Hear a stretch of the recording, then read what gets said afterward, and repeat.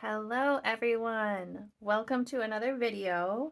Today is very exciting because we are starting the fifth layer in our process, which is the best layer because we're actually going to start painting whatever it is that we want to put onto the first four layers. So I do have the pieces that we painted with the first four layers, and I have decided, like I mentioned in a previous video, that I am going to cut these to make them smaller.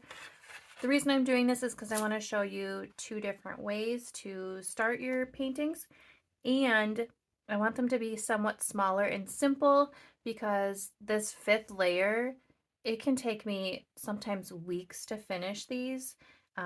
So just know that going in that these aren't very fast paintings. I do take a very long time to finish them, so please take your time. I'm just going to show you the rough and ready basics to start your pieces and give you a couple tips and tricks and some ideas where you can jump off from for your paintings. So of course you're going to need your prepped pieces. As I mentioned in the very first supply video, that there are two ways of starting your piece with your image. You can either take something that you have printed out or something that you have already drawn, where you're going to use the Surreal transfer paper and trace that on, or you can make the graphite paper, which is a pencil. The other option I did mention was taking something that is either water soluble or chalk or something very light that you can hand draw onto your piece. So I'm going to show both ways where I use the transfer paper and where I actually draw on the paper. So let's start by cutting these down. I did grab my handy dandy paper cutter here. We're just gonna do some quick cuts. Let me just double check the length of this paper. 9. Okay, so we're gonna do 4.5.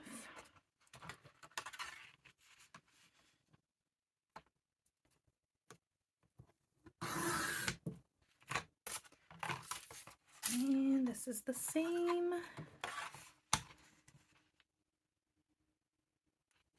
4.5.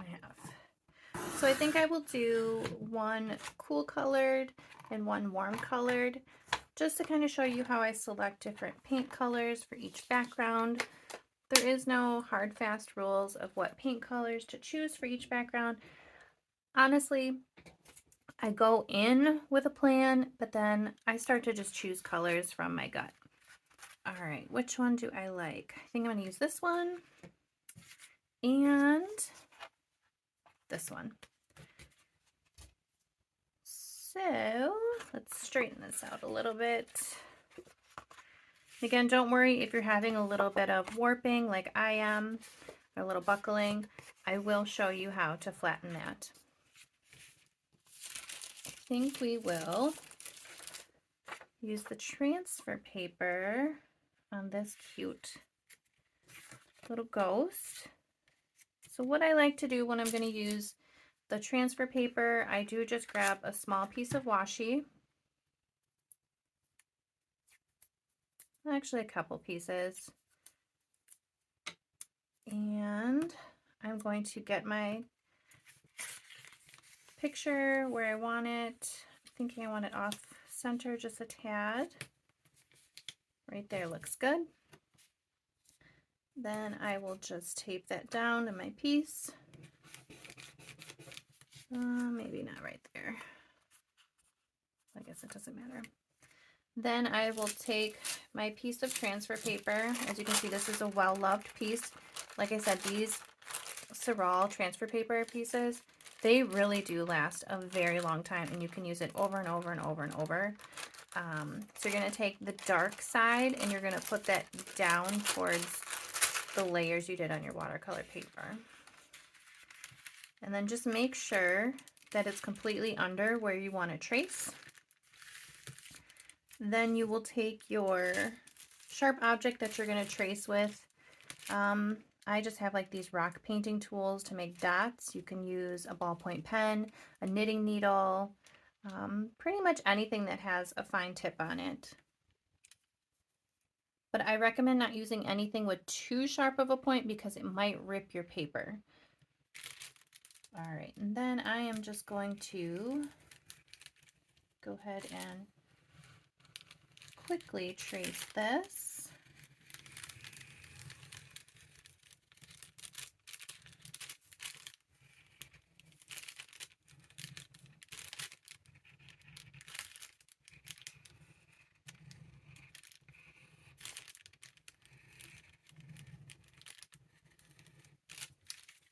All right, and I'm going to take my transfer paper out. Take my tape off gently. And we have our little ghost traced on there.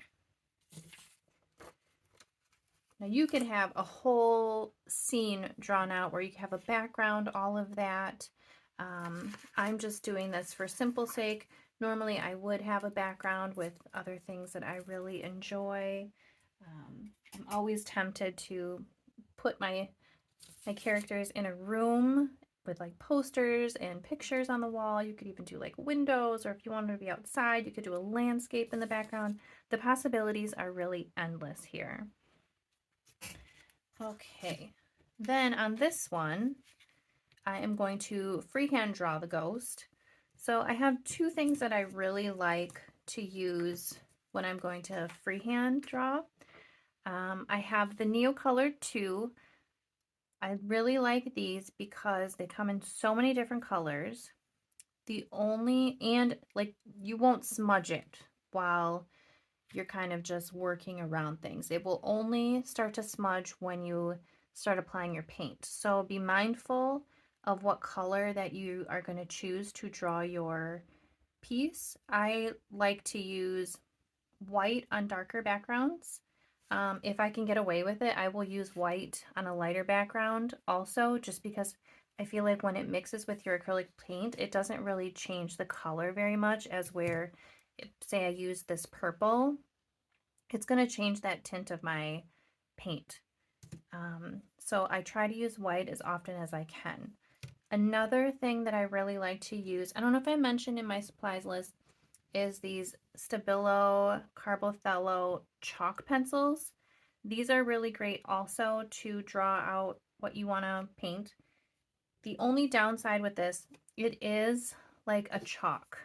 So once you, I don't know if you can see it here, once you put that down, it smears a lot and kind of disappears. So if you're not going to be painting all of it in one sitting and you're like storing it somewhere, there is a chance that your drawing is going to rub off.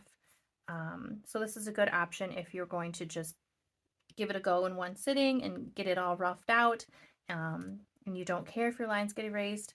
If you do care, stick with maybe like a Neocolor 2. Also, you don't have to use something that's completely erasable. Another thing that I like to use are these Pilot Color NOs. I will also use these to sketch out. I prefer to use red. I think my red is in my pen bag and my travel bag, so I don't have that on my desk currently, but it's very similar to this. I don't know why, but I just really like using red for under drawings. So anyway, I'm going to use the Stabilo just because I am going to paint this in one go today. And I'm going to try not to be precious and worry that it's not probably perfect. And we'll put our little arms and our eyes, our little mouth. So you can see in some spots where I used an oil pastel in my previous layers, the chalk from the Stabilo isn't going down. So I might just go back and see if this will work, and it does.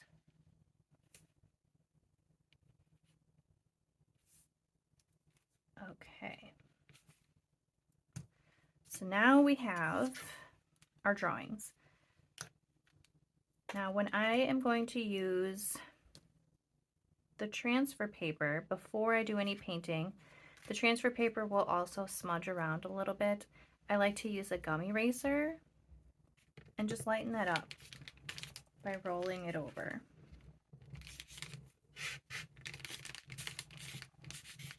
To pick up some of that color. If you don't have a gum eraser, very lightly, just use a regular eraser, very lightly, to take some of that off.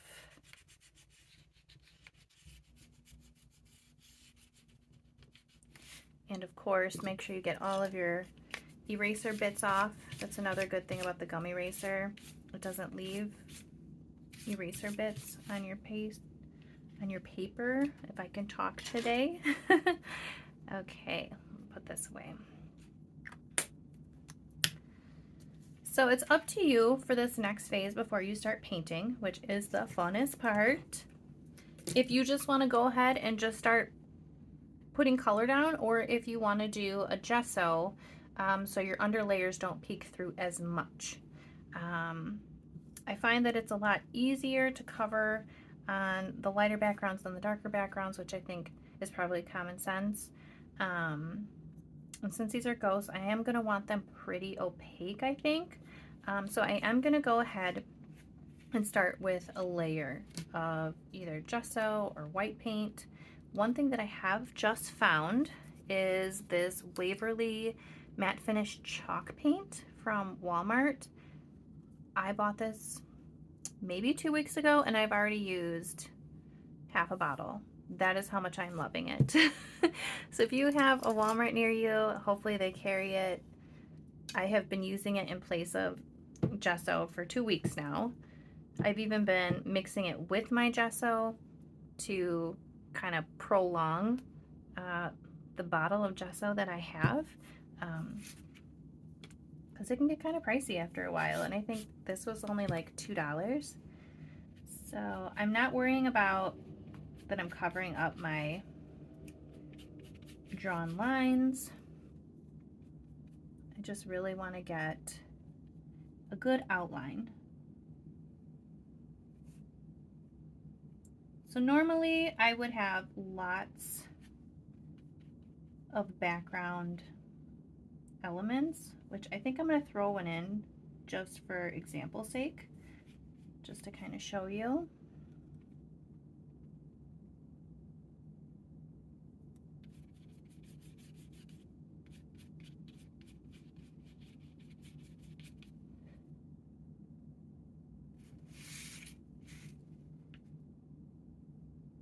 Trying to paint this as quick as possible so that this video isn't 40 hours long.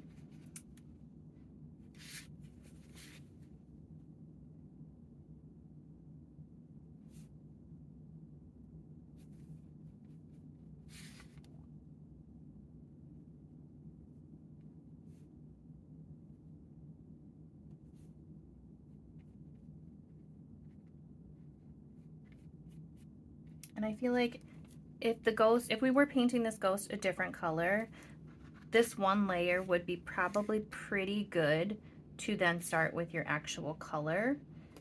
I don't think that you would need multiple layers before you added your color, especially since there's a lighter background. But since we are going to make it white because it is a ghost, I will be adding more layers to that. Oh shoot, whoops. That happens sometimes. All right, and this is our hand-drawn one. So with the hand-drawn one, this is going to completely erase where our arms are and our face. That's okay. I feel confident enough to redraw that in later.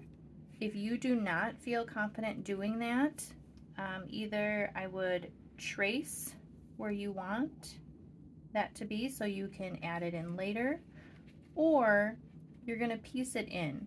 So what I mean by that is you will first draw where you want your main object, then you'll put down your gesso and your paint, then you will add in your details, then you will draw in your eyes, your mouth, and your arms so that you know where you want them to go.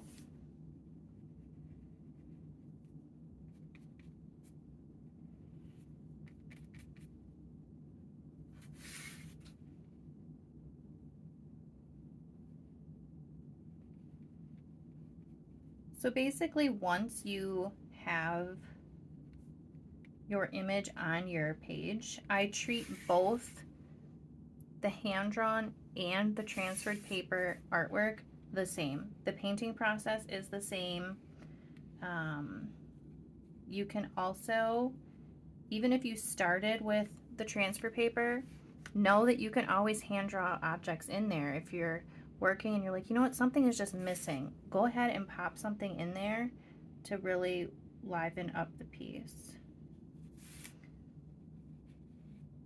So I think you guys kind of get the idea. To put the gesso down first, so I don't feel like I need to keep doing both. We'll keep this out though, because I think, for example's sake, like I said, I am going to add a couple things in here. So let's do a little floor. So let's make it look like the ghost is kind of flying up above the floor. I can't really see with this one, so we'll draw a little floor here. And if you don't like where you put a hand-drawn line, a good thing with these erasable ones, you can just wet a brush and wash it right off. I didn't think that line was very straight, so that's why I just went and washed that off. So I think right there. And then let's do a little picture frame up here.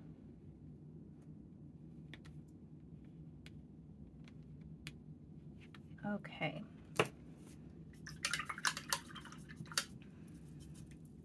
Now when I'm doing elements that are right next to each other, I don't have them touch because I want that 10% of our background to show, and I use that in place of a black line around each image in my painting.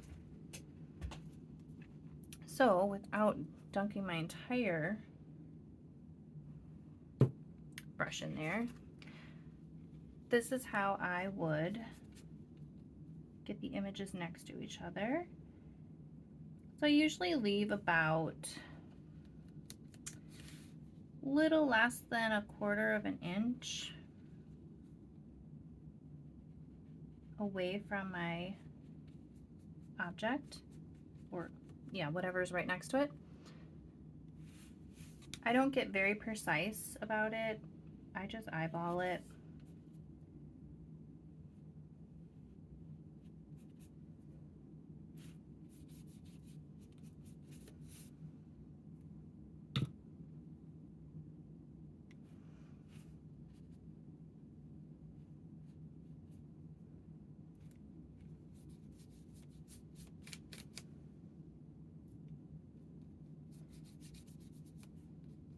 Now that I'm thinking about it, I think I want to leave a border around it. So before my white completely dries, I'm going to go back and erase it. See, this is why I like making these little quote-unquote mistakes, even though there's no mistakes in art, on camera. So you can see how I make these little adjustment and fixes. You don't have to leave a border around the edge.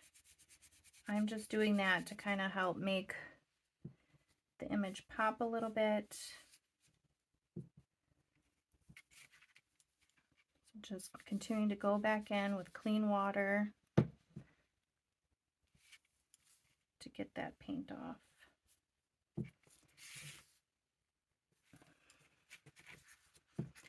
And I'll do right here.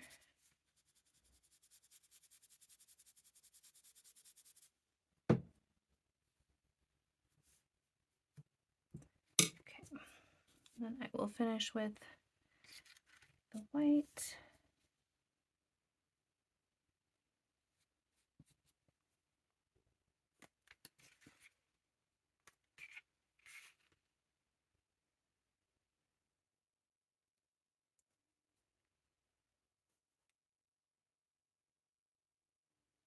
Perfect.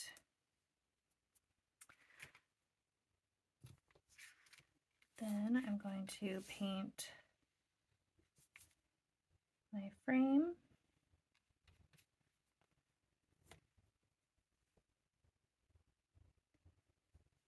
As you can see, you cover up a lot of your background. So if it's a background that you really liked how it turned out, make a different background that you didn't really like very much that you feel more comfortable covering up, and just keep the one that you liked as like an abstract piece. I have tons and tons where I have started this process and I'm just like, I really love how this looks and I can't bring myself to paint over it, and that's okay.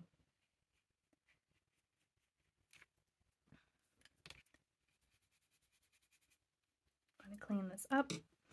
So then I'm going to go ahead and paint in the background here. I might add one more thing. I like to put little outlets in my pieces, so maybe we'll do that.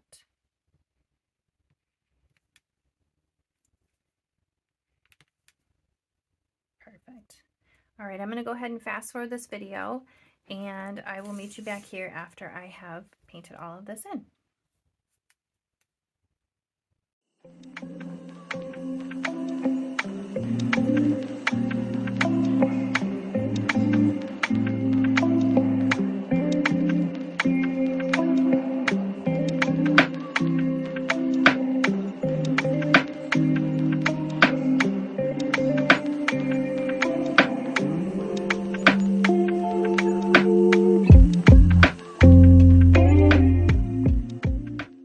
Okay, now you can see that I have all of my elements painted and I have none of them touching. I have them all separated by the 10% of that background color.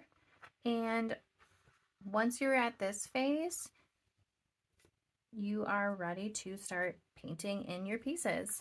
So I'm going to speed up the rest of this video because you're just going to see me painting in everything. I will, before I start that though, I do want to touch on color selection, something that I personally like to do if I have a warm background.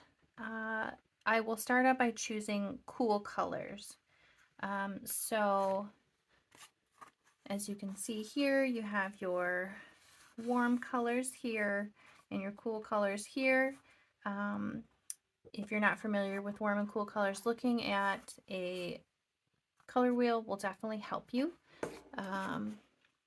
So for example, just looking at this, I immediately want to put turquoise or teal on this piece. So I have these three teals right here next to me, and when you put it next to it, I think that it just pops.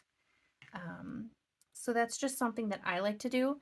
It's not a hard and fast rule. I will still put in colors that are warm colors a lot of the time, but I'm very mindful of whatever color is on the background to make sure that it's not blending in and I can still see like a separation between my objects.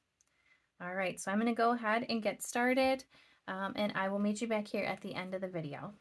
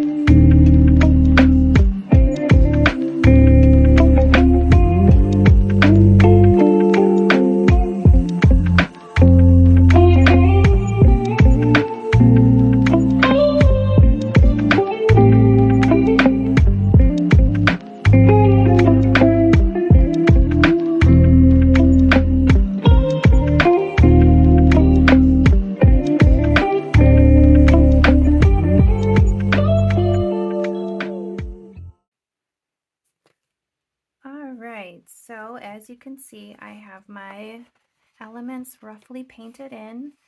I am going to go back and put another layer on the wall color, and I will do another layer on the carpet and maybe this little outlet here.